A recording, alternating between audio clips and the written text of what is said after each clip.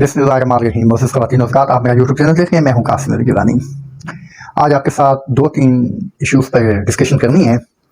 पहला ये है कि आज 63A का 63A का डिसीजन भी सुप्रीम कोर्ट ऑफ पाकिस्तान की तरफ से आ गया है। दूसरा यह है पाकिस्तान तहरीक इंसाफ कल इस्लामाबाद में एक बहुत बड़ा प्रोटेस्ट करने जा रही है। इमरान खान साहब ने कहा है कि डी चौक पर प्रोटेस्ट किया जाए, तो उस बारे में भी डिस्कशन करनी है। पहले 63A की तरफ आ जाते हैं। मोअज़्ज़िज़ ख़वातीन और हज़रात, सुप्रीम कोर्ट में जस्टिस उमर अता बंदियाल, जस्टिस इजाजुल एहसन और जस्टिस मंसूर अली, जस्टिस मुनीब अख्तर पर मुश्तमिल जो बेंच था, उसने डिसीजन किया कि जो फ्लोर क्रॉसिंग है इसमें अरकान पार्लियामेंट का वोट भी काउंट नहीं किया जाएगा और वो डिस्क्वालीफाई होंगे। अब जस्टिस काजी फाइज ईसा साहब ने अपनी एक्सटेंशन लेनी है, गवर्नमेंट में भी उसके बाद बहुत सी तरमीम करनी है और वो 2/3 मेजॉरिटी के बगैर नहीं हो सकती। तो अब यही है कि ठीक है, हम फिर ये कर लेते हैं कि इसको 63A को रिव्यू कर लेते हैं। जैसे ही इन्होंने रिव्यू स्टार्ट किया और जस्टिस मुनीब अख्तर को भी बेंच में शामिल किया गया, क्योंकि रिव्यू पिटीशन में मोस्टली तौर पर होता है और कानून भी कहते हैं कि जिन जजेस ने उस वक्त केस सुना था वो उसमें शामिल हो गए। अब जस्टिस इजाजुल एहसन भी रिटायर हो चुके हैं, जस्टिस उमर अता बंदियाल भी रिटायर हो चुके हैं।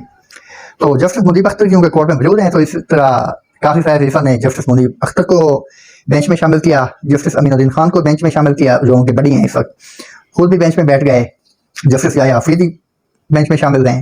तो ये एक बेंच बना।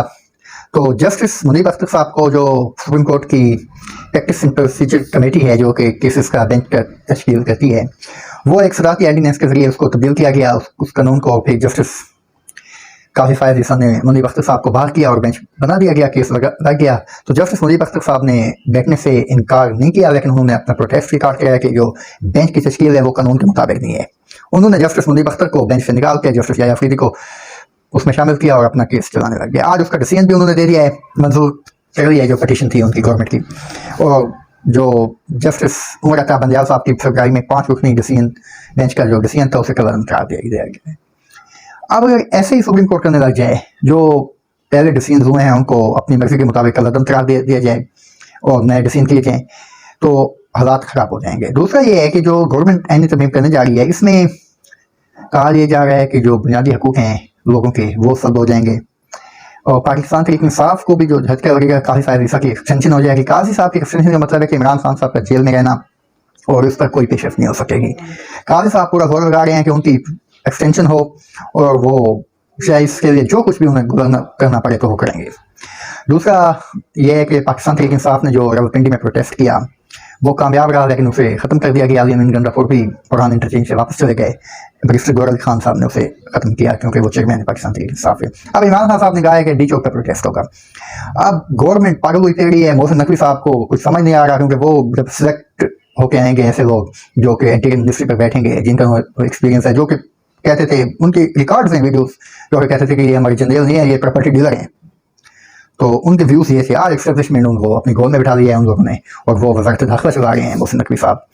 तो चेयरमैन पीसीबी भी हैं, चेयरमैन पीसीबी के हवाले से उनकी कुछ इक़दाम अच्छे भी हैं, वो काम कर रहे हैं। जैसे चैम्पियन ट्रॉफी का इनेकाद है, वो पूरी कोशिश कर रहे हैं कि चैम्पियन ट्रॉफी पाकिस्तान में हो। इसके लिए उन्होंने स्टेडियम्स वगैरह की भी रेनोवेशन स्टार्ट की है, लेकिन इस बारे में वो कोई एक्सपीरियंस नहीं है उनको, और वो जैसे गवर्नमेंट चाहेगी या एस्टेब्लिशमेंट चाहेगी वो करेंगे। लेकिन ये उनको सोचना चाहिए कि एंड में ब्लेम मोहसिन नकवी साहब पर ही आएगा।